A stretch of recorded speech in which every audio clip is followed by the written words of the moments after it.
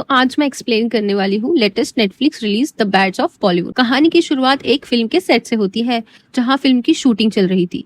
जैसे ही एक stuntman stunt करने वाला था वो अचानक से पूरी तरह से गिरकर घायल हो जाता है।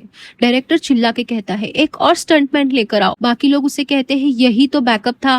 डायरेक्टर गुस्से में कहता है कहीं से भी लेकर आओ, मुझे नहीं पता, शूटिंग आज के आज ही पूरी होनी चाहिए। ये सारा ड्रामा सानिया नाम की एक लड़की देख रही। तभी वहां पर फिल्म का प्रोड्यूसर फेंडी सोडा वाला आता है और सभी को डांटता है 15 जुलाई को ये फिल्म रिलीज हो रही है और अब तक तुमसे ये एक सीन कंप्लीट क्यों नहीं हो रहा? जरूरत पड़ी तो तुम लोगों के बिना मैं ये फिल्म पूरी कर लूंगा। डायरेक्टर कहता है ये सीन बहुत जरूरी है सर, रात के 2:30 बज रहे हैं, अब जो भी करना है वो सुबह ही कर सकते हैं हम। तभी पीछे से एक लड़का आता है, ये स्टंट मैं करूंगा। सानिया उस लड़के से कहती है ये बहुत खतरनाक स्टंट है, तुम घायल हो जाओगे। लेकिन लड़का बड़े आराम से एप्पल खाते हुए कहता है तुम मेरी मैनेजर हो, माँ मत बनो। शूटिंग फिर से शुरू हो जाती है। उस लड़के का नाम है आसमान। वो बिल्डिंग पर चढ़ता है और दूसरी बिल्डिंग की तरफ छलांग लगा देता है। स्टंट पूरा हो जाता है और सभी लोग खुशी में चिल्लाने लगते हैं। ये सीन फिल्म में CGI के साथ कुछ इस तरह दिखाया जाता है। आसमान एक बिल्डिंग में घुसता है और कुछ लोगों से लड़ाई करता है। वो उन लोगों से एक बैग लेने के लिए आता है। तभी एक आदमी आसमान पर गोली चला देता है, लेकिन आसमान वो गोली अपने दांत में पकड़कर किक मार के वो गोली उसी आदमी के आंख की तरफ फेंक देता है। जब फिल्म रिलीज होती है तो तहलका मच जाता है। फिल्म का नाम होता है रिवॉल्वर।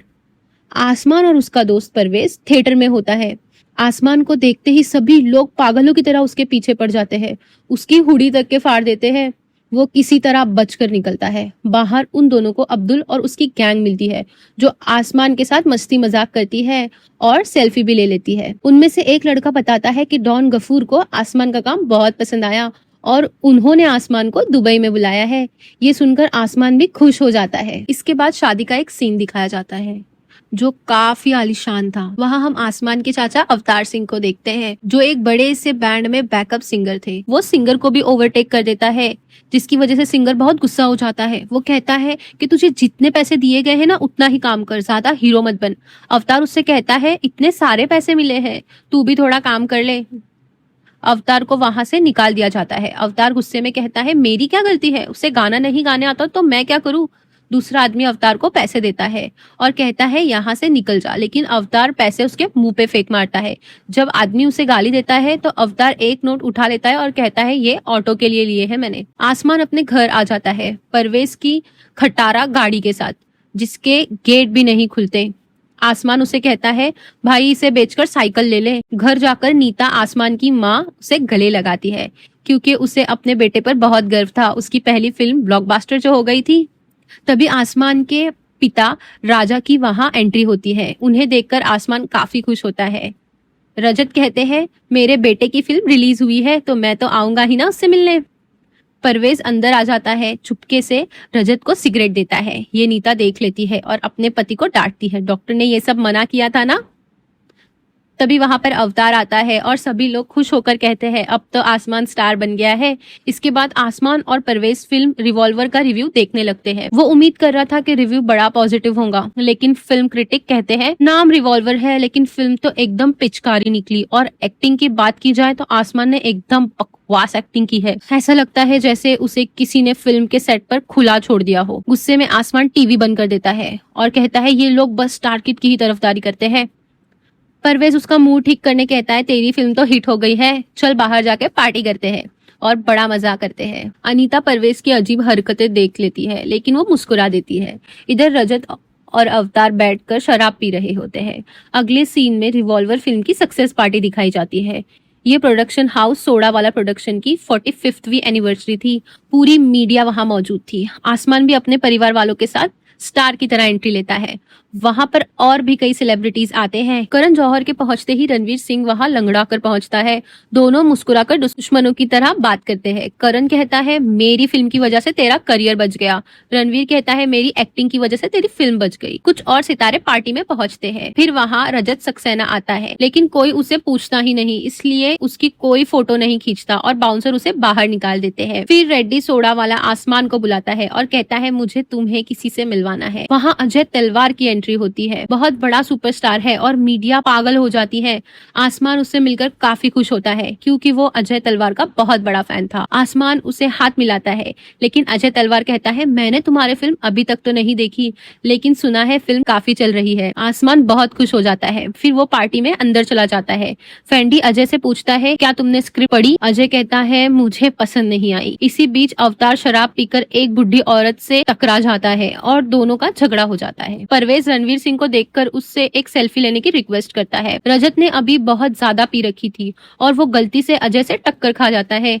अजय खुद को शांत रखता है और कुछ ज्यादा नहीं बोलता। रजत अपनी पत्नी नीता को वहाँ बुलाता है और कहता है वो दोनों आसमान के पेरेंट्स है। अजय के जाने के बाद नीता कहने लगती है हमें भी चलना चाहिए, मेरा तो सर दुख रहा है। रणवीर सिंह परवेज से उसका फोन छीनने की कोशिश करता है क्योंकि उसे पता चल गया था कि परवेज ने छुपकर उसकी वीडियो बना रखी है जिसमें वो उसका पैर फ्रैक्चर होने के बावजूद सीधा चल रहा था, जिसका मतलब वो बस एक्टिंग कर रहा था। लेकिन परवेज अपना फोन अपने पेट के अंदर छुपा लेता है। फेंडी आसमान के साथ ड्रिंक करता है और फिर उसे अपनी प्रोडक्शन हाउस में 3 फिल्मों का ऑफर दे देता है। आसमान खुश होकर उन्हें गले लगा लेता है।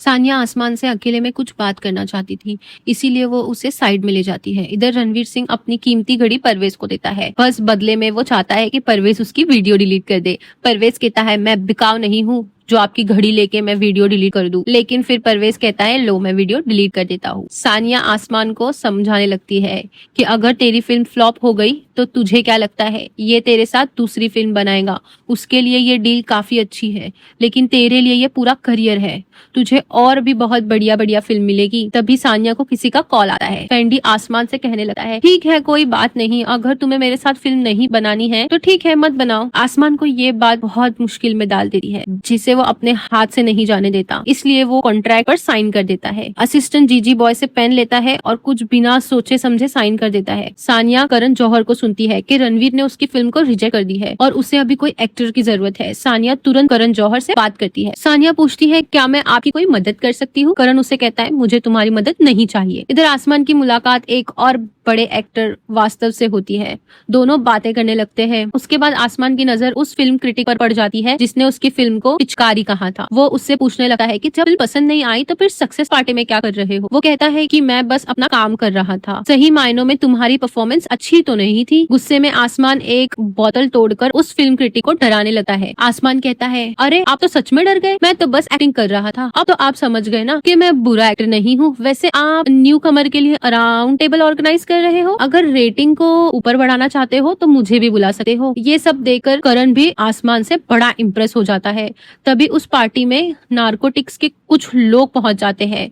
वो लोग बाहर एक्टर वास्तव को पूछते हैं और पकड़ लेते हैं। अगली सुबह फेंडी अपने ऑफिस आता है। जीजी बॉय उसका असिस्टेंट बताता है कि चिंतामणि सर आपका इंतजार कर रहे हैं। जीजी बॉय अपने बॉस को कॉफी देता है, लेकिन कॉफी बहुत गर्म थी। जीजी बॉय टेम्परेचर नाप कर देखता है, टेम्परेचर तो बिल्कुल ठीक है। इस पर फेंडी गुस्से में कॉफी असिस्टेंट के ऊपर फेंक देता है। फेंडी अंदर आकर चिंतामणि से मिलता है जो गुस्से में पूछता है हरामजादे फिल्म का क्या हुआ? फेंडी कहता है शूटिंग शुरू ही होने वाली है, लेकिन चिंतामणि उससे देखता है और कहता है फिल्म का एक्टर वास्तव तो गिरफ्तार हो गया है। फेंडी कहता है मुझे इस सब के बारे में कुछ नहीं पता था, लेकिन मैं संभाल लूंगा। चिंतामणि गुस्से में कहता है कि तुम अपने पिता की तरह बिल्कुल नहीं हो, कुछ भी संभाल नहीं पाते। फेंडी उन्हें याद दिलाता है कि 26 साल पहले इस कंपनी को डूबने से बचाने वाला और कोई नहीं बल्कि फेंडी था। सैलाब उसकी पहली फिल्म थी। वो चिंतामणि से कहता है आप बिल्कुल चिंता मत कीजिए, आपने मुझे 300 करोड़ दिए हैं, मैं 50 करोड़ में आसमान पर लगा दूंगा और वो फिल्म ब्लॉकबस्टर हो गई। वो चिंतामणि से कहता है आप बिल्कुल चिंता मत कीजिए, आपने मुझे 300 करोड़ दिए हैं, 50 करोड़ मैंने आसमान पर लगाए और वो फिल्म ब्लॉकबस्टर हो गई। 150 करोड़ अजय तलवार पर लगाऊंगा और सैलाब 2 बनाऊंगा। इधर आसमान के घर पर नीता अपने बेटे को बहुत डांट रही होती है क्योंकि आसमान ने उस फिल्म क्रिटिक के साथ बहुत बुरा किया। वो उसे समझाती है कि इस इंडस्ट्री में मैंने 10 साल काम किया है, अगर तू इज्जत देगा तभी तुझे इज्जत मिलेगी। अवतार हंसते हुए कहता है 20 साल से तो मैं गाने गा रहा हूँ, इज्जत तो मैंने भी सबकी की थी, लेकिन लोगों ने मुझे इज्जत नहीं दी। वो नीता से कहता है 10 साल में तुमने क्या कर लिया ऐसा? और वो आसमान से कहता है कि तू जो कर रहा है वो बिल्कुल सही कर रहा है। खैर बाहर आकर आसमान और सानिया देखते हैं कि परवेज की गाड़ी तो बिल्कुल चमक रही है। परवेज इमरान हाशमी का बहुत बड़ा फैन है और कहता है पूरा बॉलीवुड एक तरफ और इमरान हाशमी एक तरफ। आसमान गाड़ी में एक लाल बटन देखता है। परवेज कहता है उससे मत दबाना। अब वो तीनों राउंड टेबल शो पर पहुंच जाते हैं। अब वहाँ वो एक एक्ट्रेस कश्मीरा तलवार को देखता है जो अजय तलवार की बेटी है। बिना कोई फिल्म किए उसे न्यू कमर राउंड टेबल पे बिठाने का कोई भी मौका नहीं था। यही तो है ना नेपोटिज्म का फायदा। इसके बाद राउंड टेबल शो शुरू होता है जहाँ वही फिल्म क्रिटिक और टेबल पर बैठे हुए बाकी सब स्टार होते हैं।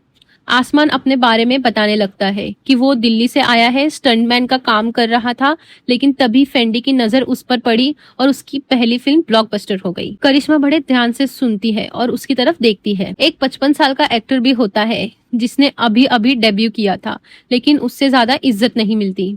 करिश्मा अपने बारे में बताने लगती है कि उसकी पहली फिल्म अगले साल आने वाली है और कहती है कि भले ही उसे सब कुछ काफी आसानी से मिल गया, लेकिन दिक्कत तो उसे भी होती है। तभी वो देखती है कि वहाँ पर अजय तलवार पहुंच गया और बेटी का इंटरव्यू देखने लगा। करिश्मा बताने लगती है कि सब लोग पहले से ही जानते हैं कि मैं अजय तलवार की बेटी हूँ और इसी का मुझ पर बहुत ज्यादा प्रेशर है। ऐसा लगता है कि मुझे हर वक्त कोई देख रहा है और अपनी आइडेंटिटी बनाने के लिए बहुत मेहनत करनी पड़ती है। आसमान इस पर थोड़ा हंसने लगता है और जब उससे पूछा जाता है कि वो क्यों हंसा, तो आसमान बताता है कि करिश्मा जरूर मेहनत करती होंगी, लेकिन अगर 2 साल उसने काम नहीं किया तो भी वो मर्सिडीज में घूम सकती है और अपने महल में बैठकर खा सकती है। सबका अपना अपना स्ट्रगल होता है, लेकिन अगर मैंने 2 महीने काम नहीं किया तो मैं ट्रेन से दिल्ली जा सकता हूँ। करिश्मा आसमान को उल्टा जवाब देती है कि तुम मेरी स्ट्रगल नहीं जानते, मैं तुम्हारा स्ट्रगल नहीं जानती, तो प्लीज मुझे जज मत करो। ब्रेक होने के बाद भी आसमान करिश्मा का मजाक उड़ाने से बाज नहीं आता और अजय तलवार को ये सब बिल्कुल पसंद नहीं आता। वापस आने के बाद क्रिटिक पूछता है कि तुम अटेंशन पाने के लिए कुछ भी कर सकते हो, स्टार बनने के लिए कुछ भी करोगे, कंट्रोवर्सी भी। आसमान कहता है मुझे स्टार नहीं बनना, मुझे तो पूरा का पूरा आसमान बनना है। शो खत्म होने के बाद सब लोग ड्रिंक पर गए होते हैं। सानिया आसमान पर चिल्लाती है कि 2 दिन हुए हैं तुझे इंडस्ट्री में आए हुए और तू अभी से करिश्मा से पंगा ले रहा है। सब लोग सानिया की बातों को मस्ती में ले लेते हैं, लेकिन सानिया कहती है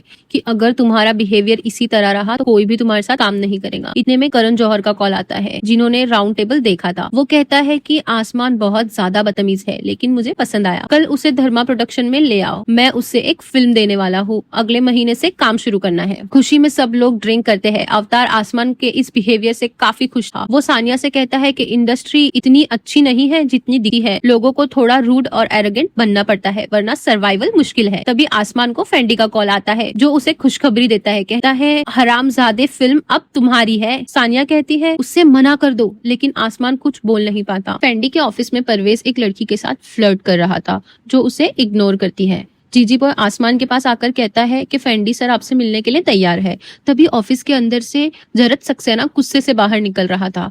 वो डस्टबिन को लात मार देता है। एक आदमी आकर कचरा साफ करने लगता है तो फेंडी आता है और उस आदमी से कहता है तुम क्यों साफ कर रहे हो, जिसने कचरा किया है वो साफ करेगा। जरज ना चाहते हुए भी सारा कचरा फिर से डस्टबिन में डालने लगता है। आसमान ये सब देखकर पूछता है क्या हुआ था, तो जीजी बॉय बताता है कि जरज ने फेंडी के साथ कॉन्ट्रैक्ट में रहकर दूसरे प्रोड्यूसर के साथ भी फिल्म साइन कर ली जो फेंडी को बिल्कुल पसंद नहीं, तो वो अब फेंडी के साथ कॉन्ट्रैक्ट में 15 साल से फंसा हुआ है। ये सुनकर आसमान और सानिया घबरा जाते हैं। इधर आसमान और सानिया फेंडी को साफ साफ बता देते हैं कि करण जौहर से भी एक फिल्म का ऑफर आया है, लेकिन फेंडी उसे अच्छे से बता देता है कि तुम अगर चाहो तो काम कर सकते हो, मुझे कोई दिक्कत नहीं। ये सुनकर आसमान को बहुत रिलैक्स फील होता है, मगर करण की फिल्म करने के बाद आसमान को फेंडी के साथ काम करना होगा। ऑफिस से निकलने के बाद परवेज आसमान को बताता है कि तुझे हरामजादे कर लेना चाहिए थी। आसमान के लिए एक एड का भी ऑफर आया था जो कि कोई स्किन केयर ब्रांड का था।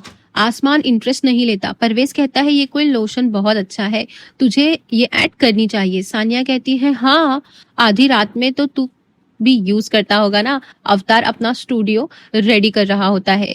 तभी उसे नीता का कॉल आता है जो कोई हॉस्पिटल में होती है। वो रो रो कर अवतार को बताती है कि रजत की तबीयत बहुत खराब है, उसे हॉस्पिटल में एडमिट करना पड़ा, उसका लीवर ट्रांसप्लांट करवाना होगा। ये बात आसमान को मत बताना प्लीज। लेकिन शाम को दारू पीते हुए वो सब कुछ आसमान को बता देता है। आसमान भी अपने पापा को लेकर बहुत टेंशन में आ जाता है, लेकिन वो अपनी माँ को कॉल नहीं कर पाता क्योंकि नीता ने अवतार को प्रॉमिस कर रखा था कि वो आसमान को कुछ ना बताए। अब लीवर ट्रांसप्लांट के लिए पैसों की जरूरत थी, इसलिए मजबूरी में आसमान वो स्किन केयर ब्रांड का शूट कर लेता है। अगली सुबह धर्मा प्रोडक्शन की ऑफिस में मीटिंग होती है, जहाँ पर लिफ्ट में वो करिश्मा से टकरा जाता है। आसमान राउंड टेबल में जो कुछ भी हुआ उसके लिए करिश्मा से सॉरी कहता है। जब लिफ्ट खुलती है तो सामने करण जौहर होता है। वो दोनों से कहता है, अच्छा हुआ तुम दोनों मिल गए, इस फिल्म में तुम दोनों ही हीरो हीरोइन हो। करण दोनों को फिल्म की स्क्रिप्ट देता है। जब वो लोग बाहर आते हैं तो बाहर मीडिया खड़ी होती है और वो आसमान और करिश्मा के साथ फोटो लेना चाहती है। दोनों बातें करते हैं, तभी वहाँ करिश्मा का बॉयफ्रेंड समीर आ जाता है। जैसे ही करिश्मा जाने वाली होती है तभी एक फोटोग्राफर कहता है, इतनी प्लास्टिक सर्जरी करवाने का क्या फायदा जब फोटो ही नहीं खिंचवाना। करिश्मा को गुस्सा आ जाता है और आसमान गुस्से में उसका कैमरा तोड़ देता है। अंदर से समीर कहता है, करिश्मा गाड़ी में बैठ जाओ। करिश्मा को ये बिल्कुल पसंद नहीं आता कि कोई उसे ऑर्डर दे और वो उससे कहती है, दोबारा मुझसे इस तरीके से बात मत करना। इधर एड की शूटिंग में दिखाते हैं, जिसमें ये होता है कि दूल्हा और दुल्हन की शादी हो रही थी, लेकिन जैसे ही दुल्हन दूल्हे का हाथ पकड़ने जाती है, दूल्हे का हाथ बहुत ही रफ होता है, जिससे दुल्हन चिड़चिड़े हो जाती है। लेकिन जैसे ही वो मंडप से गिरने वाली थी, आसमान उसे बचा लेता है और उसका हाथ तो काफी स्मूथ था, इसलिए लोशन लगाना जरूरी है। वहाँ से निकलने के बाद आसमान की नजर पड़ती है आमिर खान पर, जो राजा मौली के साथ बात कर रहे होते हैं। उनके बीच में बहस हो रही थी इडली सांबर और वड़ा पाव को लेकर। वो आसमान और बाकी लोगों से भी यही सवाल पूछते हैं। सानिया ऐड करने के बाद जो पैसे मिलते हैं वो आसमान को दे देती है, जिससे कि आसमान के डैड का ट्रीटमेंट भी हो जाता है। अवतार उन सभी को अपना बनाया हुआ गाना सुना रहा था कि तभी वहाँ पर बादशाह आ जाते हैं, जो बस आसमान से मिलने आए थे। लेकिन क्योंकि वो रिवॉल्वर फिल्म देख चुके थे, वो आसमान के बहुत बड़े फैन हो चुके थे। अवतार गाना बंद कर देता है। बादशाह कहता है, अच्छा हुआ बंद कर दिया, मेरे कानों से तो खून निकलने वाला था। अवतार कहता है, घंटे का बादशाह, और वो बादशाह को बिल्कुल भी पसंद नहीं करता। अवतार गुस्सा हो जाता है कि किसी को भी उसका बनाया हुआ गाना बिल्कुल पसंद नहीं आता, मगर सानिया पेन ड्राइव उठाकर अपने पास रख लेती है। करण अजय तलवार को फोन करता है और बताता है कि अगली फिल्म में वो आसमान और करिश्मा को ले रहा है, क्योंकि राउंड टेबल पे दोनों के बीच एक अच्छी सी केमिस्ट्री थी। अजय तलवार उसे समझाता है कि फिल्म का बजट 100 करोड़ का है और तुम दोनों न्यू कमर को ले रहे हो, दिमाग खराब हो गया है क्या तुम्हारा? ये बहुत बड़ा रिस्क है। करण कहता है कि मैंने इस फिल्म को खुद बनाना चाहता हूँ, खुद पर मुझे पूरा भरोसा है। इधर हम अजय तलवार की पत्नी अनु को देखते हैं, जो कि अपने बेटे से कहती है, रेडी हो जाओ क्योंकि तुम्हारे पापा को पद्म भूषण अवार्ड मिलने वाला है, हम सबको जाना है। अनु को भी ये जानकर हैरानी होती है कि उसकी बेटी जो फिल्म करने वाली है उसमें हीरो आसमान है। तभी करिश्मा वहां पर आती है और अजय अपनी बेटी से कहता है कि जब वो एक्टिंग के वर्कशॉप में जाएगी तो अपने साथ इस बॉडी गार्ड को लेकर जाएगी। करिश्मा परेशान हो जाती है। तभी शौमिक वहां आता है अपना अंडरवेयर ढूंढते हुए। इधर अजय अपनी पूरी फैमिली को एयरपोर्ट लेकर पहुंच जाता है। फेंडी का कॉल आ रहा था, जिससे वो परेशान हो गया था। सैलाब 2 करने के लिए फेंडी उसे परेशान कर रहा था। करिश्मा को वहां आसमान मिल जाता है। आसमान बताता है कि वो वापस दिल्ली जा रहा है क्योंकि उसके पापा का लिवर ट्रांसफर है। ये सुनकर करिश्मा को दुख होता है, मगर वो कहती है, तुम्हें कोई भी मदद चाहिए होगी तो मुझे बता देना। और करिश्मा आसमान से थैंक यू करती है क्योंकि धर्मा ऑफिस के बाहर उसने मीडिया के सामने उसके लिए सपोर्ट किया था। करिश्मा को अब आसमान थोड़ा पसंद आने लगा था। इधर घर पर रजत को खिचड़ी खाने दी गई थी, तभी आसमान आ जाता है और उससे देखकर रजत काफी खुश होता है। किचन में जाकर आसमान अपनी माँ को ट्रीटमेंट के लाए हुए पैसे दे देता है।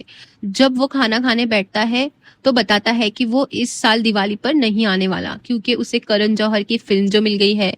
नीता और रजत काफी खुश हो जाते हैं, लेकिन जैसे ही वो लोग हीरोइन करिश्मा तलवार का नाम सुनते हैं, रजत कहता है, कैटरीना होती तो और मजा आता। बाहर निकलकर आसमान सिगरेट पीने लगता है, जिससे रजत भी हैरान हो जाता है। आसमान अपने पापा से पूछता है, आपने मुझे अपने लीवर ट्रांसप्लांट के बारे में क्यों नहीं बताया? तभी फेंडी का कॉल आता है, जो आसमान को वापस बुला रहा था। आसमान अपने पापा से कहता है कि मुझे अब निकलना पड़ेगा। इधर फेंडी फिल्म सेट पर कमरे के रंग को पिंक होने की वजह से गुस्सा हो जाता है। वो प्रोडक्शन डिजाइनर पर चिल्लाता है, कहता है कि मुझे ये ब्लू कलर में चाहिए क्योंकि ये हीरो के रूम का कलर है, ना कि हीरोइन का। तो डिजाइनर कहती है, ये 21st सेंचुरी है, फर्क नहीं पड़ता कि लड़की का कमरा है या लड़के का कमरा। फिर फेंडी गुस्से में उसे बहुत कुछ सुनाता है और उसे मोटी तक बोल देता है, जिससे वो लड़की भड़क जाती है और गुस्से में कहती है कि मुझे तेरी नौकरी की कोई जरूरत नहीं, पर तूने जो किया है उसकी कीमत तो तुझे चुकानी होगी। फिर वो फेंडी को धक्का देने लगती है और उसे चिढ़ाती है कि तू क्या कर लेगा, तू क्या कर लेगा। फेंडी गुस्से में आकर उस लड़की के मुंह पे लात मार देता है और वो लड़की नीचे गिर जाती है। जीजी बॉय घबरा कर कहता है कि यार ये लड़की तो मर ही गई। फेंडी कहता है कि मैं लड़की पर कभी हाथ नहीं उठाता। आसमान वहां पर पहुंच जाता है। फेंडी आसमान से कहता है मैं चाहता हूँ कि तुम मेरी फिल्म हरामजादे में काम करो। आसमान कहता है मगर आपने तो कहा था कि मैं करण जौहर की फिल्म पहले कर सकता हूँ, उससे मेरी वैल्यू और भी बढ़ जाएगी और आपकी फिल्म को भी फायदा होगा। करण वाली फिल्म कंप्लीट करके मैं आपकी फिल्म कर लेता हूँ। फेंडी कहता है तब तक मैं इन्वेस्टर को क्या जवाब दूं कि किस लड़के को मैं लॉन्च किया था वो अब मेरे साथ ही काम नहीं करना चाहता और किसी और की फिल्म कर रहा है। मैं तुम्हें स्क्रिप्ट भिजवाता हूँ, 1 हफ्ते में शूटिंग स्टार्ट करते हैं। फेंडी जैसे ही जाने लगता है आसमान चिल्ला कर कहता है मैं फिल्म में काम नहीं करूंगा। फेंडी कहता है तुमने कॉन्ट्रैक्ट साइन किया है। आसमान कहता है आपने भी तो वादा किया था ना कि पहले मैं करण वाली फिल्म कंप्लीट कर दूंगा फिर आपकी फिल्म करूंगा। फिर वो जाने लगता है तो फेंडी उसे धमकाने लगता है गलत आदमी से पंगा ले रहे हो, मैंने तुम्हें बनाया है तो मैं तुम्हें बर्बाद भी कर सकता हूँ। अपने परिवार की सोचो, अपने पापा की सोचो। आसमान आसमान रुक कर मुड़ता है और कॉन्ट्रैक्ट लेकर फाड़ देता है और फेंडी के मुंह पर मार देता है।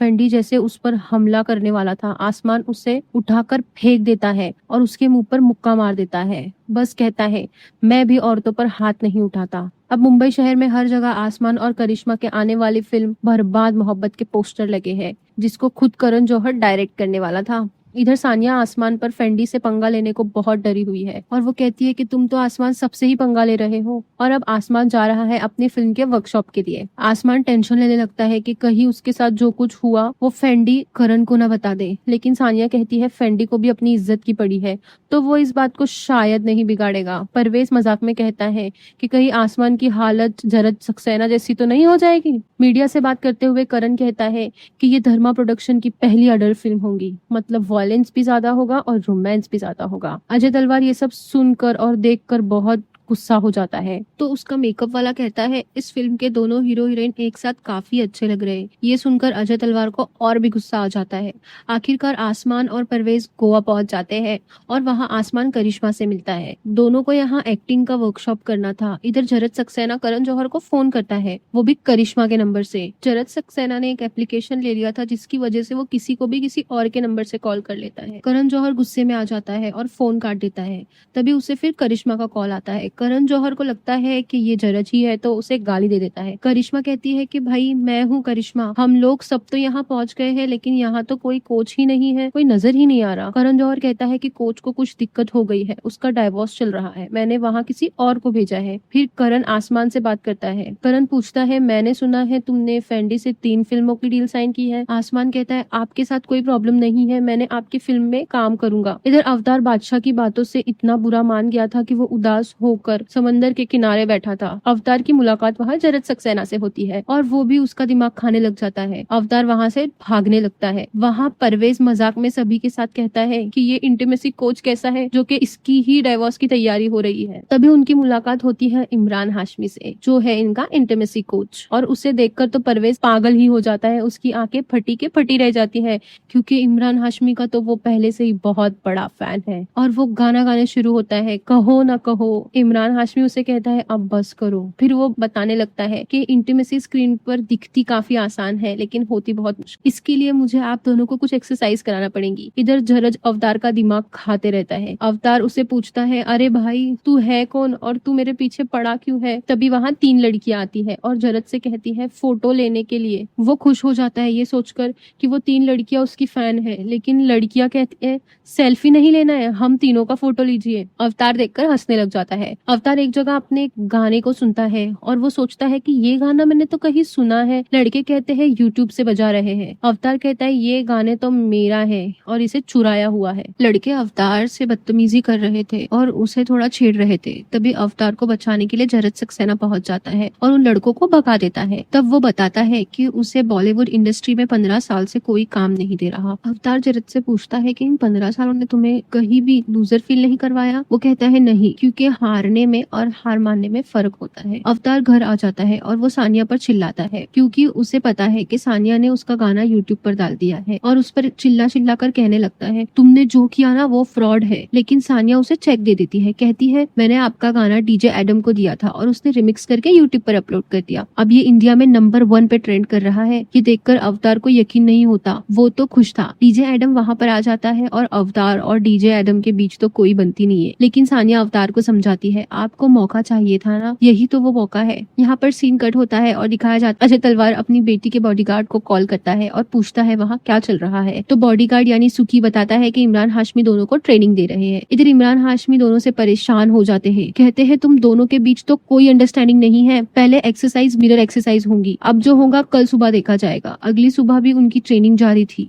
एक फोटोग्राफर आसमान और करिश्मा की कुछ फोटो लेने की कोशिश कर रहा था, मगर बीच में सुखी आ जाता है। धीरे धीरे आसमान और करिश्मा दोनों से काफी करीब हो जाते हैं। धीरे धीरे आसमान और करिश्मा एक दूसरे के करीब आ जाते हैं, मगर अभी भी उनके काम में कोई इम्प्रूवमेंट नहीं था, जिससे कि इमरान हाशमी को काफी गुस्सा आ जाता है। करिश्मा कहती है हम अभी थक चुके हैं, तो इमरान उस पर चिल्ला देता है तुम्हें यहाँ संभालने के लिए तुम्हारे कोई नौकर नहीं है ना, ये तुम्हारा घर नहीं है, तुम्हें यहाँ काम तो करना होगा। थोड़ी देर बाद आसमान देखता है कि करिश्मा के पैर में चोट लगी है। आसमान उसकी चोट पर थोड़ा सा अल्कोहल डाल देता है और करिश्मा बताने लगती है कि उसे याद है कि जब उसके पापा की कोई फिल्म नहीं चली, सारी फ्लॉप हुई, तो उसने उसे अंदर से कितना खालीपन महसूस कराया। इसलिए वो कभी नहीं चाहती कि वो ये फेलियर को देखे, इसलिए उसे किसी भी तरह की कोई भी तकलीफों का सामना करते हुए कामयाब तो होना होगा। आसमान अपने बारे में भी बताने लगता है कि वो एक्टिंग करना चाहता है, लेकिन उसकी माँ इसके खिलाफ थी क्योंकि वो भी बहुत साल पहले मुंबई आई थी, एक्टर बनना चाहती थी, लेकिन बैकग्राउंड डांसर के अलावा कुछ ज्यादा नहीं कर पाई, इसलिए वो आसमान के लिए काफी घबराती है। लेकिन पापा काफी सपोर्टिव है, तभी दोनों एक साथ अपने बालों पर हाथ फेरते हैं और उनका हाथ एक दूसरे को टच हो जाता है, बिल्कुल मिररिंग एक्सरसाइज की तरह, जैसे कि अब दोनों एकदम परफेक्ट हो गए थे। इमरान हाशमी वहाँ पर आ जाते हैं और इमरान कहते हैं कि ये तो मेरा काम था, और वो काफी खुश होते हैं क्योंकि उन्होंने डोर से सब कुछ देख लिया था और वो जो कुछ सिखा रहे थे आखिरकार उसमें दोनों कामयाब हो गए थे, क्योंकि इंटीमेसी सिर्फ फिजिकल नहीं इमोशनल भी है। इसके साथ इमरान हाशमी का काम पूरा हो गया और वो जाने से पहले परवेज को भी गले लगाते हैं। इधर अगली सुबह अवतार और डीजे एडम साथ में बैठकर गाना बनाने की कोशिश कर रहे थे। सानिया आसमान को बताती है कि फेडी तुम्हारे पीछे अपने बेस्ट लॉयर लगवा रहा है, मतलब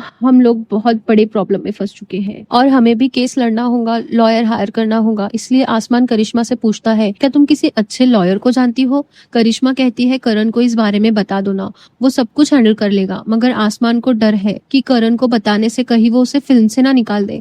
आसमान के जाने के बाद करिश्मा करण को कॉल करती है और उसे आसमान की सिचुएशन के बारे में बता देती है।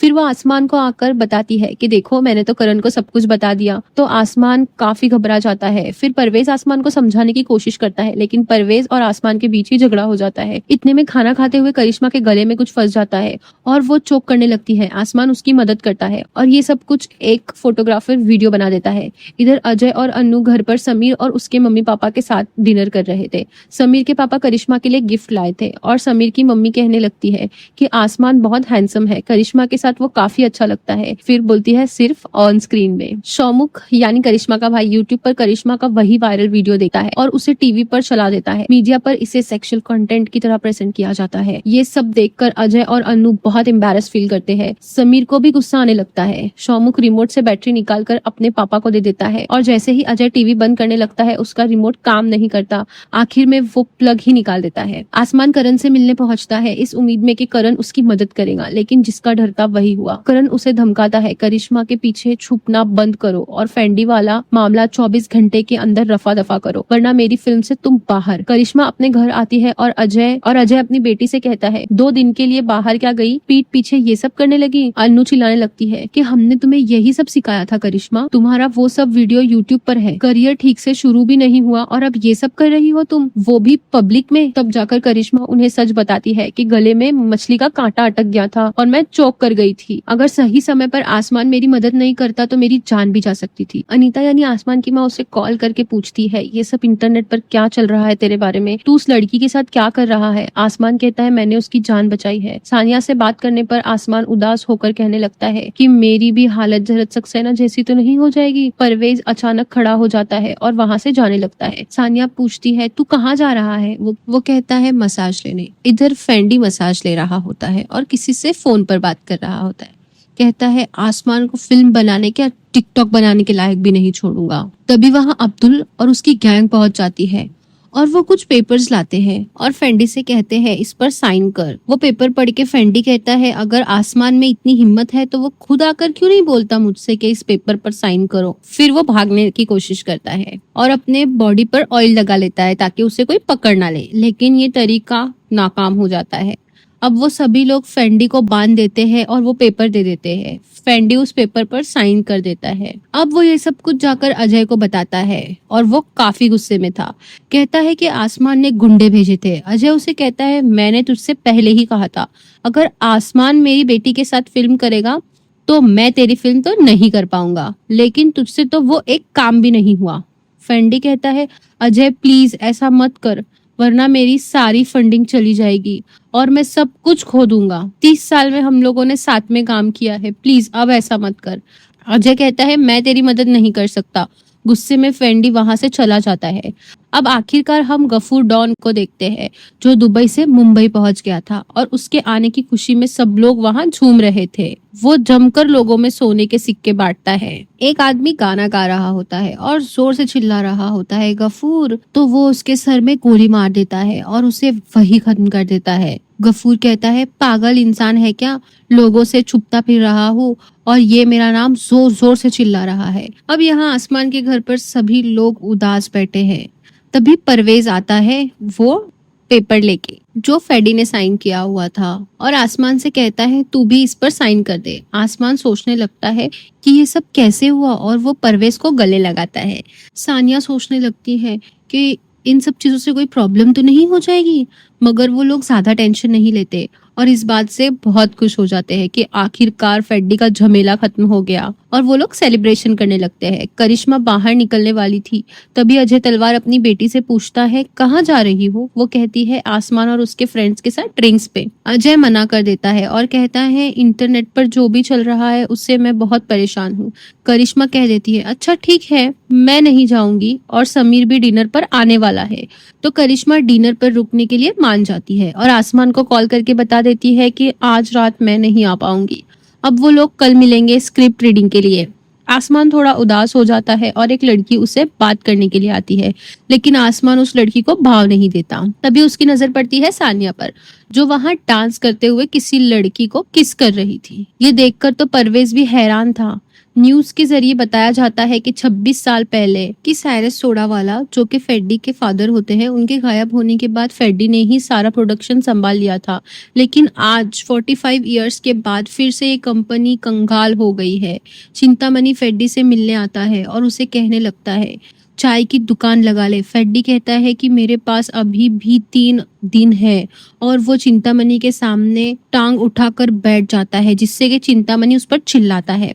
कहता है मेरा सारा पैसा डुबा दिया और मेरे सामने ही आकर दिखाता है। फिर फेंडी चिंतामणि को अपने ऑफिस से बाहर निकाल देता है और कहता है 3 दिन बाद आना। इधर धर्मा के ऑफिस में करण जौहर को उसके कुछ लोग बताते हैं कि गाने के बारे में जो कि वायरल होता है। पंजाबी गाना है और मॉडर्न ट्विस्ट के साथ। गाना बनाया है एडम और अवतार ने। इधर हम अवतार को देखते हैं जो कि एक बहुत बड़ा म्यूजिक वीडियो की शूटिंग कर रहा था और सानिया आकर एडम और अवतार को बताती है कि करण जौहर तुम दोनों से मीटिंग करना चाहता है।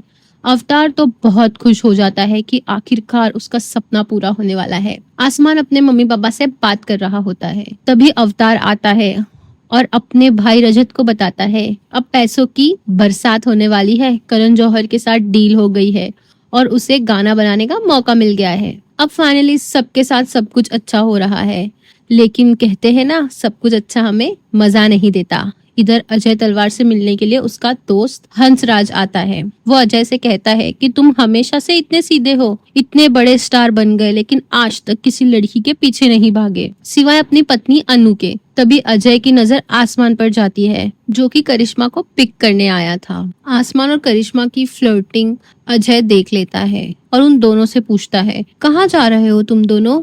करिश्मा कहती है स्क्रिप्ट रीडिंग करनी है, करण ने होमवर्क दिया था। अजय कहता है होमवर्क है तो घर पर ही कर लो। वो उन दोनों को अंदर बुला लेता है और कहने लगता है मुझे भी तो 30 साल का एक्सपीरियंस है। अजय अब स्क्रिप्ट पढ़ता है तो कहने लगता है ये सब तो बहुत ज्यादा है, रोमांस बहुत ज्यादा है, वायलेंस भी। करिश्मा कहती है आजकल तो रोमांस ऐसे ही होता है ना, अब वो जमाना गया जब लड़का लड़की पेड़ के आसपास घूमते थे। प्रैक्टिस के वक्त लव सीन करना होता है और करिश्मा तो बहुत ज्यादा सीरियस होती है, लेकिन आसमान तो डरा हुआ था क्योंकि हीरोइन के पापा तो पास ही बैठे थे। तभी अजय का एक फैन दीवार को कूदकर अंदर आ जाता है, उसे बस एक फोटो लेनी थी।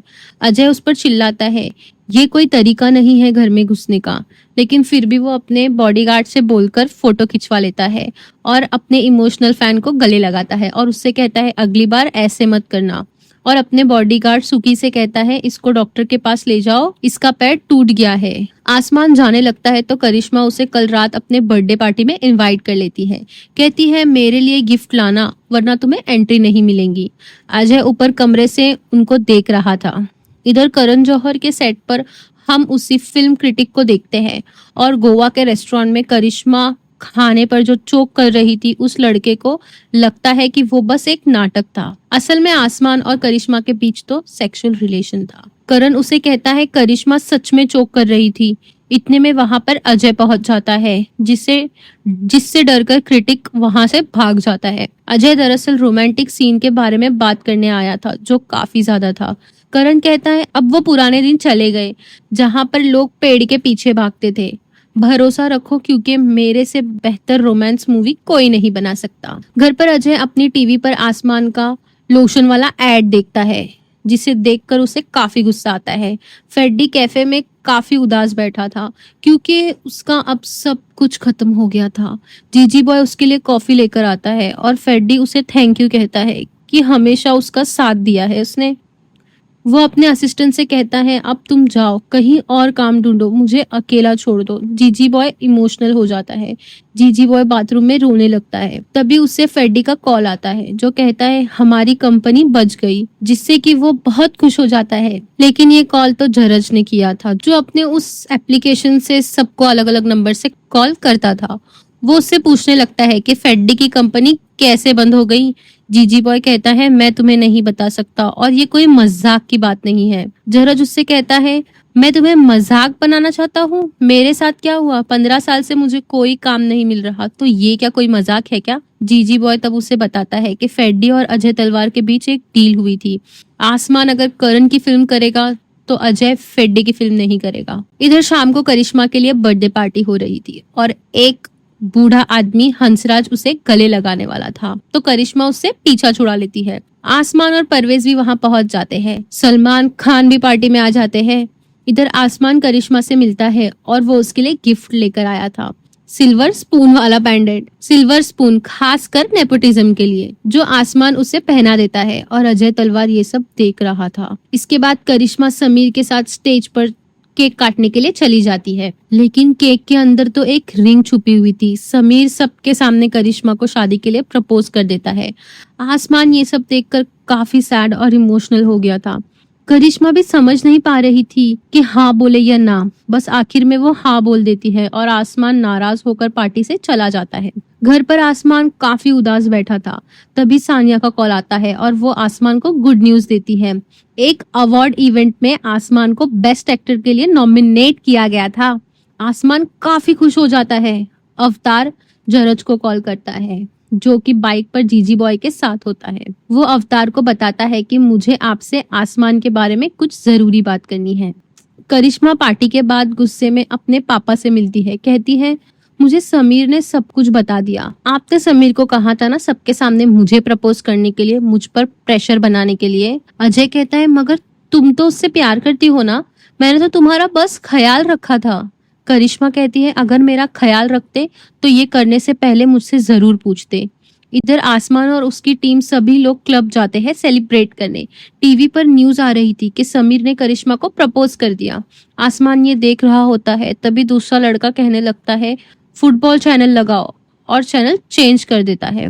आसमान गुस्सा हो जाता है और वो उस लड़के को पीट देता है। परवेज, वो लोग भी आसमान को काफी मार रहे थे, लेकिन परवेज, अवतार और बाकी सारे लोग भी मिलके उनसे लड़ाई करने लग जाते हैं। आसमान और उनके दोस्तों को बचाने के लिए वहां अब्दुल और उसकी गैंग आ जाती है। अब्दुल आसमान को याद दिलाती है 2 बार मैंने तेरी मदद की है, एक बार फेंडी के साथ और अब यहाँ। आसमान हैरान होकर पूछता है, फेंडी के साथ मतलब? तो वो लोग परवेज से पूछते हैं, कॉन्ट्रैक्ट के बारे में आसमान को बताया नहीं लगता? परवेज कहता है, मदद के बदले आसमान को डिनर पे जाना होगा गफूर भाई के साथ। आसमान को करिश्मा का कॉल आता है। करिश्मा उसे कहती है, जाने से पहले बाय क्यों नहीं बोला? आसमान कहता है, कुछ काम आ गया था। करिश्मा कहने लगती है, क्या ये मुझे ही लगता है कि मैं कुछ फील कर रही हूँ? आसमान पूछता है, क्या? तभी कुछ लोग आसमान को किडनैप कर लेते हैं और उसका फोन गिर जाता है। तब करिश्मा कहती है, यही कि मैं तुमसे प्यार करती हूँ। लेकिन आसमान ये सुन नहीं पाता और उसे किडनैप कर लिया गया था। आसमान को गफूर से मिलने के लिए लाया गया था, मगर जरज भी पीछा करते हुए उसी बिल्डिंग तक पहुंच जाता है और अंदर चला जाता है। वो गौर से देखता है कि कमरे में अंदर आसमान को लेकर वो लोग एक फ्रिज के अंदर चले गए हैं और उसी खुफिया रास्ते से होते हुए वो लोग गफूर के पास पहुंच जाते हैं। आसमान काफी डरा हुआ था और देखता है कि वहां पर एक बुरखे वाली औरत खड़ी होती है जिसका नाम है एजा, जो गफूर की बेटी है। गफूर आसमान की शादी अपनी बेटी से करवाना चाहता है। आसमान घबरा जाता है। गफूर पूछता है, क्यों? कुछ हो गया क्या? मेरी बेटी खूबसूरत नहीं लगी तुम्हें? आसमान लड़की की तरफ देखता है, नहीं ऐसी कोई बात नहीं। गफूर हंसकर कहता है, अरे मैं तो मजाक कर रहा था। दरअसल मेरी बेटी राइटर है, उसने एक मूवी की स्क्रिप्ट लिखी है और वो तुम्हें उस फिल्म में कास्ट करना चाहती है। और ये कहानी गफूर की बायोपिक थी। जरद चुपकर ये सब देख रहा होता है। आसमान घबराहट में कह देता है, मैं तो अभी करण जौहर की मूवी का काम कर रहा हूँ, तो डेट्स का प्रॉब्लम हो जाएगा। गफूर कहता है, फिलहाल डिनर के लिए आए हैं तो डिनर कर लेते हैं, काम के बारे में बाद में बात करेंगे, और करण तुम्हें डेट्स भी दे देगा। जरद चुपकर उन सब का वीडियो बना लेता है। अगली सुबह सानिया और परवेज पुलिस के पास जाने का सोच रहे थे क्योंकि एक रात से आसमान गायब था। इतने में आसमान घर आ जाता है और वो बताता है कि उसे गफूर के पास ले जाया गया था क्योंकि उसकी बेटी को आसमान के साथ फिल्म जो बनानी थी, और वो इस सब का इल्जाम परवेज पे डाल देते हैं। परवेज सबको बताता है कि गफूर की मदद से उसने आसमान को फेड्डी के कॉन्ट्रैक्ट से बाहर निकलवाया था। सानिया गुस्सा हो जाती है और फिर उन दोनों का झगड़ा हो जाता है। करिश्मा भी कल रात से आसमान को मैसेज कर रही थी लेकिन वो कोई रिप्लाई नहीं दे रहा था। वो भी टेंशन में आ जाती है। फिर उससे मिलने समीर आता है। वो उसे ब्रेकफास्ट के लिए बोलता है, मगर उससे भूख नहीं थी और पार्टी में इसे अचानक प्रपोज करने को लेकर वो करिश्मा को सॉरी कहता है। करिश्मा उससे किस करती है लेकिन वो कुछ फील नहीं कर पा रही थी क्योंकि शायद अब वो आसमान की तरफ अट्रैक्ट हो गई थी। समीर बाहर आता है तो शौमिक, जो कि एक नंबर का शैतान है, इसके जैसा भाई किसी को ना मिले, वो कहने लगता है, मेरी बहन तुमसे प्यार करती भी है या तुम्हारे पैसों से? वैसे सच बताओ तो मेरा पूरा परिवार तुम्हें पैसे की वजह से ही प्यार करता है, और एक बार मेरी बहन तुमसे शादी कर भी लेगी तो वो तुमसे हैंडसम लड़कों के साथ मजे करेगी। समीर उसे कहता है, छी, अपनी बहन के बारे में कोई ऐसा बोल सकता है? पर वो घबरा भी नहीं गया। जरज फेड्डी से मिलता है जो कि अपने घर पर सैलाब मूवी बार बार देख रहा था। बेचारा डिप्रेस्ड जो था। जरज उसे कहता है, खुद को देख, एक बार गिरने के बाद तेरे अंदर उठने की ताकत भी नहीं, और मुझे देख, 15 साल से मैं टिका हुआ हूँ। जरज उसे गफूर और आसमान का वीडियो दिखाता है। कहता है, ये है तेरा कंपनी बचाने का आखिरी मौका, इससे होगा आसमान करण की मूवी से बाहर। गफूर कई देशों में वांटेड है, अगर तुमने इस वीडियो को वायरल कर दिया तो आसमान के हाथ से मूवी तो जाएगी और तुम्हारा भी काम हो जाएगा। और वो उससे कहता है कि अगर तुम्हें अपनी कंपनी बचाना है तो 51% मुझे बेच दो। बहुत सोचने के बाद फेड्डी मान जाता है और वो जरज के फॉर्म पर साइन कर देता है। जरज जानबूझकर पेन गिरा देता है फेड्डी से बदला लेने के लिए, ताकि फेड्डी खुद से पेन उठाए। एक बाइक लॉन्च के इवेंट पर अजय तलवार पहुंच चुका था और वहीं पर फेड्डी भी आया था। वो मीडिया के बीच खड़े होकर पूछता है, सुना है आप फेड्डी की फिल्म में काम करने वाले होते हैं? अजय उससे मिलता है और वो उसका सर टेबल पर मारता है और कहता है, मुझे तेरी जरूरत नहीं। फेड्डी अजय को गफूर और आसमान वाला वीडियो दिखाता है। कहता है, इससे तेरा काम हो जाएगा और इसके बाद मेरी फिल्म तो तुझे करना ही पड़ेगी। मेरी कंपनी बचा, फॉर्म पर साइन कर और ये वीडियो तेरा है। ये वीडियो करण को भेज दो और आसमान खत्म। अवतार करण जौहर के साथ मीटिंग के लिए आया हुआ था और उनके बीच में म्यूजिक डील हो रही थी। तभी करण को गफूर वाला वीडियो मिलता है जिसे देखकर वो भी हैरान हो जाता है। इधर करिश्मा अपने पापा से कहती है कि आसमान को फिल्म से निकाल दिया गया है। अजय हैरान होने की एक्टिंग करता है और करिश्मा अपने पापा से पूछती है, कहीं ये सब आपने तो नहीं किया?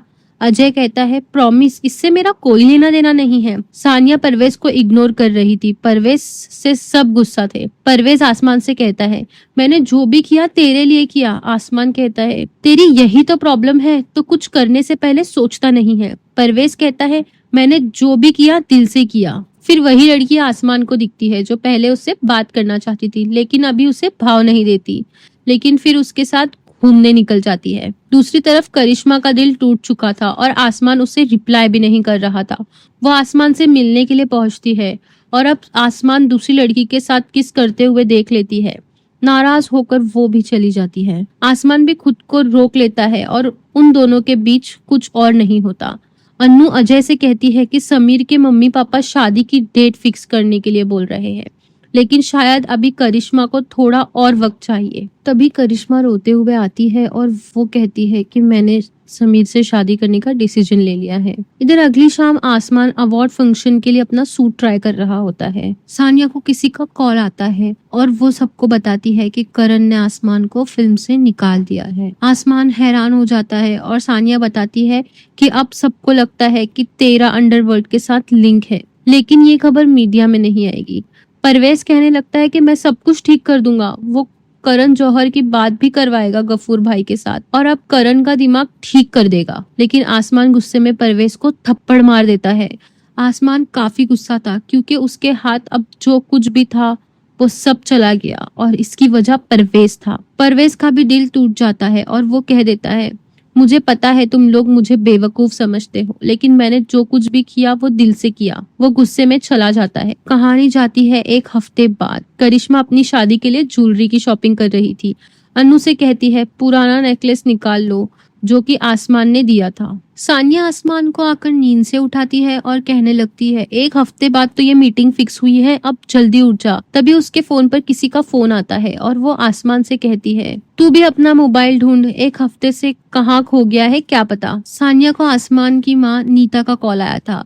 सानिया आसमान को बताती है कि हॉस्पिटल में आसमान के पापा के लीवर ट्रांसप्लांट करने की सर्जरी चालू हो गई है। आसमान तुरंत अपने अंकल और सानिया के साथ हॉस्पिटल पहुंच जाता है। बातचीत के दौरान सभी को पता चलता है कि आसमान बेस्ट एक्टर के लिए नॉमिनेट हुआ था और 2 दिन बाद उनका अवार्ड शो है। एक हफ्ते बाद करण जौहर की फिल्म भी शुरू होने वाली है। ये सुनकर सभी लोग खुश थे।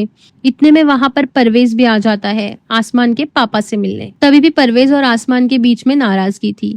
नीता समझ जाती है कि दोनों में कुछ तो प्रॉब्लम है। पूछती है, क्या हो रहा है तुम लोगों के बीच? हाँ, एक दूसरे से बात क्यों नहीं कर रहे? फिर दोनों दोस्तों में झगड़ा शुरू हो जाता है। परवेज कहता है कि दोस्ती में सब कुछ इक्वल होता है, इसने मुझे थप्पड़ मारा तो मैं भी मारूंगा। आसमान अपना गाल आगे कर लेता है और कहता है, मैं तैयार हूँ, बता, यही खत्म कर देगा? मगर परवेज कहता है, तेरी तरह अचानक नहीं मारूंगा, वक्त आने पे मारूंगा। आसमान बाद में उसे सॉरी कह देता है। फिर वो टीवी पर न्यूज देखता है कि करण जौहर की फिल्म बर्बाद मोहब्बत अब हमेशा के लिए बंद हो गई है क्योंकि आसमान को निकाल दिया गया है और कोई नहीं जानता कि इसके पीछे की वजह क्या है। आसमान और परवेज बाहर चाय पीने के लिए जाते हैं। जब वो अंदर जाते हैं तो उन्हें पता चलता है कि आसमान के पापा रजत अब इस दुनिया में नहीं रहे। उसके पापा की डेथ सीन दिखाई जाती है और अब पूरा परिवार अंदर से टूट गया है। बाद में सानिया बताती है कि मैंने अवार्ड वालों को बता दिया है कि आसमान अवार्ड रिसीव करने नहीं जा पाएगा, लेकिन नीता कहती है तुम्हारे पापा की इच्छा यही थी कि वो तुझे अवार्ड लेता हुआ देखे, इसलिए आसमान मन बना लेता है कि वो अवार्ड इवेंट में जरूर जाएगा। अब अवार्ड वाली रात दिखाई जाती है। करिश्मा और अजय तलवार अवार्ड में जाने के लिए तैयार हो जाते हैं। करिश्मा फोटो खींचने पर अपने पापा को भेजती है और अजय फर्स्ट्रेट हो जाता है। कहता है, कितनी बार शौमिक को कहा है कि मेरे क्लाउड खाली कर दो, लेकिन वो कभी करता ही नहीं, स्टोरेज बचा ही नहीं था। करिश्मा कहती है, ठीक है मैं कर दूंगी, वैसे आपका टैब है कहाँ? फिर वो अपने पापा के ऑफिस जाती है, उनका टैब लेती है। जैसे ही वो क्लाउड खाली कर रही होती है, उसमें उसे आसमान और गफूर वाला वीडियो दिख जाता है और वो बाकी के मैसेजेस भी पढ़ लेती है और उसे सब कुछ पता चल जाता है कि आसमान को करण की फिल्म से निकालने वाला और कोई नहीं उसके पापा थे। इधर आसमान भी अवार्ड इवेंट में पहुंच चुका था। अवतार वहां आकर बताता है कि उसने भी करण वाला प्रोजेक्ट छोड़ दिया। अगर आसमान उस फिल्म में काम नहीं करेगा तो वो क्यों करेगा। तभी एक क्रू अंदर आता है और कहता है कि अवतार से मिलने के लिए बादशाह आने वाले हैं। बादशाह का नाम सुनकर अवतार चिढ़ जाता है और कहने लगता है घंटे का बादशाह। लेकिन यहाँ पता चलता है कि असली में तो बादशाह यानी शाहरुख खान थे। तो वो आदमी शाहरुख खान को वैनिटी के अंदर जाने से रोक देता है। कहता है अवतार आपसे नहीं मिलना चाहते। शाहरुख खान पूछते हैं क्यों, क्या कहा उसने। वो क्रू कहता है बादशाह, घंटे का बादशाह, ऐसे तरीके से बोला गया। शाहरुख खान गुस्सा हो जाते हैं। शाहरुख खान की वहां मुलाकात फेड्डी से हो जाती है और उन्हें पता चलता है कि वो जरद सक्सेना के साथ सैलाब 2 बना रहे हैं। शाहरुख खान भी उसे पहचान लेते हैं। ये देखकर जरज खुश हो जाता है कि 15 साल के बाद किंग खान उसे याद रख रहे हैं। अवार्ड इवेंट में बड़े बड़े स्टार आए हैं। अब तो जरज को भी देखकर मीडिया वाले उसकी फोटो खींचने लगते हैं। राजकुमार राव, अर्जुन कपूर दोनों को बेस्ट एक्टर के लिए नॉमिनेट किया गया था। राजकुमार कहते हैं मैंने इस रोल के लिए बहुत मेहनत की है। अर्जुन उसका मजाक उड़ाते हुए कहता है तूने इतनी मेहनत की और तू मेरे साथ नॉमिनेट हो गया। आखिर में अवार्ड शो शुरू हो जाता है। शो की शुरुआत शाहरुख खान करते हैं। अब बारी आती है अवार्ड देने की। बेस्ट एक्टर मेल नॉमिनेशन दिखाए जाते हैं।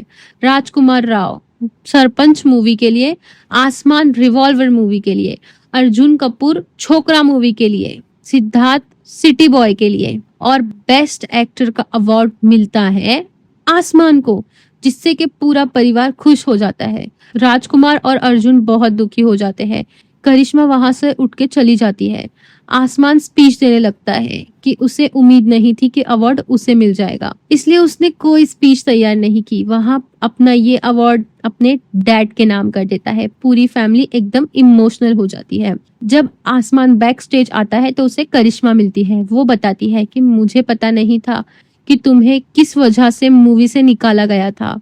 क्या तुम ठीक हो। वो कहता है मैं ठीक हूँ। फिर जैसे ही वो जाने वाला होता है तो करिश्मा कहती है मुझे तुमसे कुछ कहना है। इसके तुरंत बाद वो अजय तलवार से मिलने आ जाता है। आपको मुझसे प्रॉब्लम क्या है। अजय कहता है मुझे प्रॉब्लम तुझसे कुछ नहीं, अंडरवर्ल्ड से, बस मेरे फैमिली से दूर रहना। आसमान कहता है अंडरवर्ल्ड का बहाना मत दो। आपको लगता है कि मैं और करिश्मा के बीच कुछ भी बोल सकते हो आप। अजय कहता है तू मेरी बेटी के लायक भी नहीं है, ना कभी है और ना कभी होगा। आसमान कहता है इसका जवाब तो करिश्मा देगी। अजय उसे कहता है बहुत मुश्किल से तुम यहाँ तक पहुंचे हो, ये सब बर्बाद मत करो, एक फिल्म ही तो गई थी। आसमान कहता है मेरे डैड भी मुझे छोड़कर चले गए। उन्होंने पूछा था काम कैसा चल रहा है और मैंने झूठ बोल दिया कि 1 हफ्ते में शूटिंग चालू होने वाली है। आपकी वजह से अपने पापा को आखिरी वक्त में झूठ बोलना पड़ा। अजय कहता है तूने अपने पापा से झूठ बोला और डरपोक मुझे कह रहा है। अजय वहां से चला जाता है और आसमान को अपने पापा की बात याद आती है। दुनिया में बहुत से लोग तुझे झुकाने की कोशिश करेंगे, लेकिन तू हमेशा सर ऊपर रखना और याद रखना तू कौन है, तू आसमान है। इसलिए वो गुस्से में जाता है और स्टेज पर सबके सामने अजय तलवार पर हमला कर देता है। इसके बाद हम देखते हैं कि मीडिया और पूरी इंडस्ट्री आसमान सिंह के खिलाफ हो जाती है। सब कहते हैं उसको जेल में डाल दो, सीनियर एक्टर पर हाथ उठाया है इसने। आसमान को पुलिस अरेस्ट कर लेती है और उसे लॉकअप में रखा जाता है। अवतार, सानिया सब पहुंच जाते हैं और सानिया बेल के पेपर्स ले आती है, मगर इंस्पेक्टर कहता है ये बहुत हाई प्रोफाइल केस है। करिश्मा अपने पापा पर गुस्सा कर रही थी, पूछती है आप उस पर और कितने जुल्म करोगे, आपके साथ तो ये होना ही था, मैंने आपके सारे मैसेजेस पढ़ लिए हैं। अजय सफाई देने लगता है मैंने जो कुछ किया तुम्हारे लिए किया, फैमिली के लिए किया, तुम नहीं जानती आसमान कैसा इंसान है। करिश्मा चिल्ला कर कहती है मुझे ये पता है कि आप कैसे इंसान हो और मुझे आसमान के साथ नहीं रहने देते। गुस्से में अजय अपनी बेटी को कमरे में लॉक कर देता है और सुखी को कहता है कोई कमरा ना खोल पाए। आखिर में आसमान को छोड़ दिया जाता है। नीता उसे गले लगा लेती है और पूछती है, तूने ऐसा किया क्यों? आखिर सब लोग वहां से निकल जाते हैं। इधर करिश्मा बहुत ज्यादा ड्रिंक कर रही थी और आसमान को कॉल कर रही थी। वो बताती है कि उसके पापा ने उसे कमरे में लॉक कर दिया है क्योंकि उसे समीर से शादी नहीं करनी। वो आसमान से कह देती है कि मैं तुमसे प्यार करती हूँ। पूछती है, क्या तुम मुझसे प्यार करते हो? आसमान पूछता है, तुम्हें क्या लगता है? गुस्से में करिश्मा कॉल कट कर देती है। इधर आसमान देखता है कि अजय तलवार के घर के बाहर भीड़ जमा हो गई थी। सब लोग अजय की जय जयकार कर रहे होते हैं। सब लोग अजय के सपोर्ट में जो खड़े थे। परवेज और आसमान के दिमाग में एक प्लान आता है। परवेज आसमान के साथ मास्क लगाकर भीड़ में घुस जाता है। सबके सामने अजय तलवार को गाली देने लगता है और खुद को जलाने की धमकी देता है। जब सारे सिक्योरिटी सिचुएशन संभालने के लिए बिजी हो जाते हैं, आसमान टूटे हुए वायर से आगे चला जाता है। अनीता और बाकी लोग भी टीवी पर देख रहे थे कि अजय तलवार के घर के बाहर कितनी भीड़ थी। आसमान अजय के घर के अंदर पहुंच जाता है। वहां वो अजय को ड्रिंक करते हुए देखता है। शौनिक गेम में बिजी होता है, लेकिन गलती से आसमान का हाथ उसके हाथ से टकरा जाता है, लेकिन शौमिक का ध्यान नहीं जाता। इधर पूरी भीड़ देखती है कि गाड़ी के ऊपर जो आदमी खड़ा था वो खुद पर पेट्रोल नहीं बल्कि पानी छिड़क रहा था। वो लोग उसे पकड़ने के लिए ढूंढते हैं, लेकिन देखते हैं कि वो तो भाग चुका है। फिर परवेज मास्क उतारकर भीड़ के बीच में आ जाता है। इधर आसमान को एक आदमी ललन पकड़ लेता है और कहता है कि तुम्हारी इतनी हिम्मत, अवार्ड में जो कुछ भी हुआ अजय तलवार के घर में आ गए तुम। आसमान बचने के लिए कहता है, मुझे तो अजय तलवार ने ही बुलाया है। अवार्ड में जो कुछ भी हुआ वो बस एक पब्लिसिटी स्टंट था। आपको तो पता ही है ना बॉलीवुड में क्या क्या होता रहता है। तो ललन कहता है, हाँ अरे मुझे पता है, तुम मत सिखाओ। फिर वो जैसे ही वहां से निकल जाता है वो अजय के स्टडी में पहुंच जाता है। करिश्मा को बंद देख लेता है, मगर उससे देखकर एक कुत्ता भौंकने लग जाता है और आवाज सुनकर सुखी चेक करने के लिए आ जाता है। आखिर में आसमान खिड़की से अंदर करिश्मा से मिलने के लिए पहुंच जाता है। करिश्मा जो बहुत ड्रिंक कर चुकी थी वो उसे थप्पड़ मारती है। कहती है, तुम खुद को क्या समझते हो? मैं नहीं जाऊंगी तुम्हारे साथ। कहती है, पहले बताओ। आसमान कहता है, तेरे लिए तेरे पापा को मुक्का मारा, तेरे लिए सिक्योरिटी को तोड़कर यहाँ आया हूँ, और अब क्या कहूँ? करिश्मा स्माइल करने लगती है। तभी आवाज सुनकर सुखी अंदर आ जाता है और आसमान छुप जाता है। अजय को उसका असिस्टेंट ललन बताता है कि आपके कहने पर आसमान यहाँ आ गया है, कहूँ तो ड्रिंक लगा दूं? अजय हैरान हो जाता है और तुरंत अपनी बेटी को ढूंढने के लिए जाता है। वो और सुखी जैसे ही कमरे में जाते हैं, करिश्मा और आसमान भाग चुके थे, लेकिन अब उनका ध्यान बाहर होता है। करिश्मा और आसमान अंदर ही होते हैं और वो अंदर के रास्ते से बाहर भाग चुके थे। शौमिक के कमरे से निकलते हुए वो लोग दिखाई देते हैं। शौमिक अपने फोन पे ही बिजी था। खैर दोनों वहां से भाग निकलते हैं और दोनों दीवार से कूदकर बाहर पहुंच जाते हैं। अनु उन्हें देख लेती है और गला फाड़ कर चिल्लाती है। अजय जैसे ही बाहर जाता है, करिश्मा और आसमान बचकर निकल जाते हैं। वहां से निकलने के बाद करिश्मा पूछती है, अब हम कहाँ जाएंगे?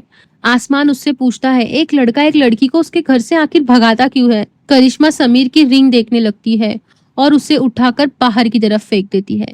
परवेज अब्दुल को फोन करके कहता है, लड़की ने हाँ कर दिया। नीता को आसमान का फोन आता है और आसमान उससे बताता है कि वो करिश्मा से शादी करना चाहता है। नीता घबरा जाती है। उसके बाद आसमान उन लोगों को अपना लोकेशन भेज देता है। इधर परवेज देखता है कि उसकी गाड़ी के पीछे पिंक कलर की फरारी होती है। असल में वो अजय तलवार की गाड़ी थी। वो अपनी बेटी को लेने आ गया था और अजय तलवार के पीछे अब्दुल और उसकी गैंग भी थी। अब यहाँ ब्रिज 2 हिस्सों में डिवाइडेड हो रहा था। वो लोग गाड़ी का मोड ऑन कर लेते हैं, मगर अब्दुल के 2 लोग पानी में गिर जाते हैं। दोनों बिल्डिंग कंस्ट्रक्शन की जगह पर पहुंच जाते हैं। वहां से अब कहीं और जाने का रास्ता ही नहीं था, लेकिन फिर भी परवेज एक्सीलरेटर दबा देता है, गाड़ी भगाता है और वो भी अजय तलवार की गाड़ी की तरफ। दोनों आमने सामने आ जाते हैं, फिर एक दूसरे को ठोक देते हैं और बाहर निकल जाते हैं। दूसरी तरफ रेड्डी अजय के साथ अपनी फैमिली बनाकर अपनी कंपनी को बेच देता है। जज कहता है, तुम्हारी कंपनी नहीं, तुम्हारी कंपनी। जीजी बॉय को ये एक न्यूज मिलती है और वो लोग टीवी पर देखते हैं कि अजय तलवार पागलों की तरह रास्ते पर गाड़ी चला रहा था। इधर अजय तलवार वापस से उन दोनों को पकड़ लेता है। बेटी से कहता है, मेरे साथ ऐसा मत करो, मगर परवेज अपनी गाड़ी में रेड बटन दबा देता है और एकदम जबरदस्त स्पीड में गाड़ी आगे बढ़ जाती है, मगर अजय पीछे ही फंस जाता है। आसमान और करिश्मा अब्दुल के अड्डे पर आ जाते हैं और वही वो लोग लॉयर के सामने लीगली शादी करने वाले थे। फिर अब्दुल और उसके लोग वहां से चले जाते हैं। फिर करिश्मा थोड़ी टेंशन में थी। आसमान उसे कहता है टेंशन मत लो, तुम्हारे पापा यहाँ कभी नहीं पहुंचेंगे। लेकिन करिश्मा कहती है मेरे डैड को नहीं जानते तुम। इधर एक फोटोग्राफर अजय को कैप्चर कर लेता है, मगर अजय को गुस्सा आ जाता है और वो वहां उसकी बाइक की तरफ देखता है। यहाँ आसमान और करिश्मा एक दूसरे को आई लव यू कहते हैं। दोनों जैसे ही करीब आने वाले होते हैं वहां अजय तलवार की एंट्री हो जाती है। करिश्मा कहती है पापा मैं मर भी सकती थी। परवेज अजय से लड़ने लगता है, लेकिन अजय तो उसे उठाकर फेंक देता है। आसमान लड़ने की कोशिश करता है, लेकिन वो भी अकेला टिक नहीं पाता। दोनों एक साथ लड़ते हैं, फिर भी टिक नहीं पाते। मौका देखते ही आसमान अजय के चेहरे पर एक मुक्का मार देता है। आखिरकार लोकेशन फॉलो करते हुए नीता, सानिया और अवतार भी वहां पहुंच जाते हैं। अवतार अंदर आकर अजय पर हमला कर देता है, लेकिन सुखी उसे उठाकर फेंक देता है। परवेज पेन लेने के लिए आता है ताकि जल्दी जल्दी दोनों पेपर पर साइन कर ले। करिश्मा पेपर पर साइन कर देती है और अजय आसमान को बुरी तरीके से पीट रहा था, अपनी बेटी को ले जाना चाहता था, लेकिन करिश्मा जाते जाते फॉर्म आसमान की तरफ फेंक देती है और उसे कहती है जल्दी से साइन करो। लेकिन आसमान कहता है वो ऐसा नहीं करेगा। वो नहीं चाहता कि एक कागज का टुकड़ा उसकी किस्मत तय करे। वो पेपर फाड़ देता है और अजय से पूछता है आखिर आपको मुझसे नफरत क्यों है? बेटी की खुशी आपसे देखी नहीं जाती? ना आप मेरा प्यार समझ पाओगे, ना मैं आपकी नफरत को। आप चाहे करिश्मा को ले जाइए, लेकिन मैं नहीं रुकूंगा क्योंकि आपने ही मुझे सिखाया था जो चाहिए वो चाहिए। अजय गुस्से में उससे धक्का देता है, करिश्मा से दूर रहने के लिए कहता है। आसमान नहीं मानता और आखिर में आसमान एक बड़ा सा हथौड़ा लेकर अजय तलवार पर घातक हमला करने वाला होता है। तभी उसकी माँ उसे रोक देती है और उसे चिल्लाकर कहती है, जिससे सब हैरान हो जाते हैं। इधर जज फैंडी सब लोग एक वीडियो क्लिप देखते हैं जिसमें सैलाब मूवी का जिस्म गाने के बैकग्राउंड डांसर में नीता होती है। जरज पूछता है ये फिल्म कब रिलीज हुई थी? फैंडी कहता है 26 साल पहले। और आसमान भी तो 26 साल का है, मतलब कि आसमान अजय तलवार का बेटा है और करिश्मा अजय की बहन है। ये तो पूरा my fault, your fault, our fault वाला सीन हो गया। रिवॉल्वर फिल्म की सक्सेस पार्टी में भी जब अजय ने नीता को देखा था तो दोनों का रिएक्शन काफी ठंडा था। नीता ये सुनकर हैरान हो जाती है कि उसके बेटे की फिल्म हीरोइन करिश्मा के साथ थी। इसके बाद वो तुरंत अजय को कॉल करती है और उसे कहती है बहुत जरूरी बात करने के लिए कॉल किया। मुझे अभी पता चला है कि करण जौहर की फिल्म में आसमान को लीड रोल मिला है, मतलब कि आसमान और करिश्मा एक दूसरे के साथ काम करने वाले हैं। अजय कहता है कि तुम चिंता मत करो, वो दोनों एक साथ फिल्म कभी नहीं कर पाएंगे। इसके बाद से अजय सारे तरीके अपनाता है ताकि वो किसी तरह दोनों को अलग कर पाए। सैलाब मूवी के बाद ही अजय और नीता के बीच में अफेयर शुरू हुआ था। खैर सारा खुलासा होने के बाद वापस प्रेजेंट में आ जाते हैं। आसमान तो बिल्कुल टूट चुका था, जिससे वो दिल से प्यार करता था वो तो उसकी बहन निकली। वो अपनी माँ से पूछता है क्या पापा को इस बारे में पता था? नीता कहती है नहीं। आसमान कहता है मतलब ये सब प्यार सिर्फ दिखावा था। जब वो मार रहा था आपके अंदर उनके लिए प्यार रहा था? जब वो अजय को मार रहा था तो नीता के अंदर का प्यार उसे बचा रहा था? गुस्से में नीता उसे थप्पड़ मार देती है। नीता कहती है जो पूछना है पूछ लो, पर ये मत पूछना कि मैं तुम्हारे पापा से कितना प्यार करती थी। आसमान पूछता है कौन सा बाप? नीता बिना जवाब दिए वहां से चली जाती है। इधर अन्नू अपनी बेटी पर चिल्ला रही थी कि तुम उस लड़के के साथ कैसे भाग गई? उसके बारे में तुम्हें कुछ पता भी है? तुम्हें पता है उसका बाप कौन है, उसका परिवार कैसा है? अजय कहता है आप बस भी कर दो, मैंने सब कुछ संभाल लिया। अन्नू बाहर चली जाती है और करिश्मा अपने पापा से कहती है कि आप टेंशन मत लो, मैं मॉम को कभी कुछ नहीं बताऊंगी। और वो अब अपने पापा से भी बात नहीं करना चाहती। उस दिन आसमान और करिश्मा रेस्टोरेंट में मिलते हैं। करिश्मा कह देती है सच बाहर नहीं आना चाहिए और मेरी मॉम को पता नहीं चलना चाहिए। आसमान कहता है चिंता मत कर। करिश्मा पूछती है तुम्हारी माँ कैसी है? आसमान कहता है मुझे नहीं लगता कि मैं कभी उन्हें माफ कर पाऊंगा। करिश्मा कहती है मैं भी अपने पापा को कभी माफ नहीं कर पाऊंगी, मगर हो सकता है शायद उनका कोई रीजन हो। आसमान कहता है वो सच तो बोल सकते थे ना, करिश्मा कहती है तो फिर मैं एक टूटे हुए परिवार में पैदा हुई और तुम अपने पापा के बिना पैदा हुए। इसके बाद दोनों एक दूसरे की तरफ दोस्ती का हाथ बढ़ाते हैं। आसमान जाने ही वाला होता है कि करिश्मा उसे अपना सिल्वर स्पून वापस दे देती है और कहती है अब तो तुम भी नेपो किड बन गए। आसमान मुस्कुराता है और कहता है तो फिर रक्षाबंधन पे मिलते हैं। करिश्मा हंसने लग जाती है। इधर सानिया धर्मा के ऑफिस में जाती है करण जौहर से मिलने के लिए। करण उसे कहता है तुम्हारे एक्टर का तो पता नहीं लेकिन तुम्हारा करियर काफी अच्छा होने वाला है। तुम काफी अच्छी मैनेजर हो। अब तुम्हें सुपरस्टार को हैंडल करना चाहिए। अब तुम रणबीर कपूर को हैंडल करो। रणबीर कपूर को सामने देखकर सानिया तो बहुत ही खुश हो जाती है। रणबीर कहता है काम आज से शुरू करें या कल से। सानिया खुश हो जाती है मगर वो मना कर देती है। करण कहता है तुम बहुत अच्छी मैनेजर हो, एक बार सोच लो।